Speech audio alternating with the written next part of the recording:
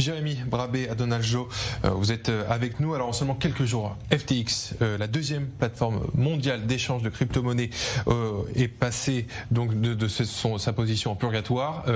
Est-ce que c'est logique de s'inquiéter et de redouter des réactions en chaîne dans la cryptosphère ? Alors il faut comprendre un petit peu le contexte. Les crypto-monnaies en fait ont été créées par des libertaires, c'est-à-dire des gens qui veulent s'abstraire du contrôle étatique. Et donc ces crypto-monnaies ne sont pas soumises aux régulations étatiques que l'on a dans la finance. Et ce qui s'est passé en fait avec FTX, c'est que c'était une plateforme d'échange de crypto-monnaies qui était installée au Barbade, qui est connue pour avoir, disons, une régulation assez laxe sur tout ce qui est financier.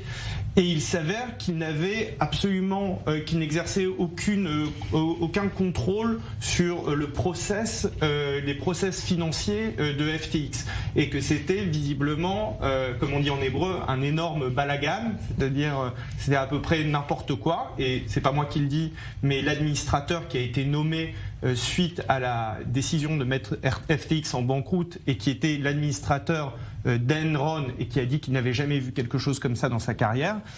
Et donc, effectivement, on peut se poser la question du sérieux des processus de régulation qui sont alors là internes sur les autres plateformes. Et ce qui s'est passé chez FTX, en fait, c'est que les dépôts qui étaient faits par les clients en vue de faire des opérations de trading ont été récupérés par la plateforme afin de faire des investissements à très haut risque. Donc, d'après ce qui a été dit, 10 milliards de ces dépôts ont été réutilisés, et sur les 10 milliards qui ont été réinvestis, 1 milliard a été perdu.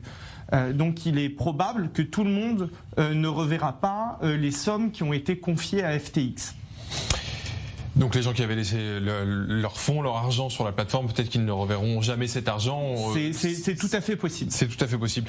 Est-ce que cette faillite, elle peut provoquer un assainissement du monde de la crypto-monnaie, plus généralement une optimisation de ces crypto-monnaies ? Je pense que ce que ça peut entraîner, c'est l'intervention des États sur ces plateformes. On a déjà vu les Américains affirmer qu'il allait falloir introduire de la régulation, puisque ces plateformes reçoivent effectivement de l'argent du public.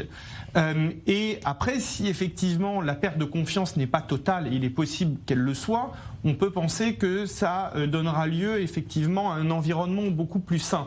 Mais à l'heure actuelle, la perte de confiance est forte, et on ne sait pas de quoi sera fait l'avenir dans le domaine. Mais il y a toujours un espoir que ce marché, le monde de la crypto-monnaie, résiste à cette crise et pourquoi pas regagne en popularité et qu'on voit un Bitcoin repasser à un prix phénoménal. Je pense que à l'heure actuelle, beaucoup des activités de crypto sont liées à de la spéculation.